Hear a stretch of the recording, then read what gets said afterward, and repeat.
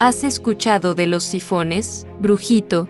En el municipio de Ixtaxoquitlán, muy cerquita de Orizaba, Veracruz, se encuentran los sifones, el lugar perfecto para todos aquellos que aman hacer senderismo. ¿Cómo llegar? Es muy fácil, solo tienen que llegar a los 500 escalones y de ahí bajar, hasta llegar a los sifones. Hay indicaciones en el camino. La entrada tiene un costo de $15 por persona y, con eso tienes derecho a recorrer las instalaciones. Vayan preparados, con traje de baño para que puedan echarse un chapuzón, aunque el agua se siente muy fría. Entre semana no hay gente vendiendo nada, pero me comentaron que el fin de semana sí hay señoras que venden antojitos.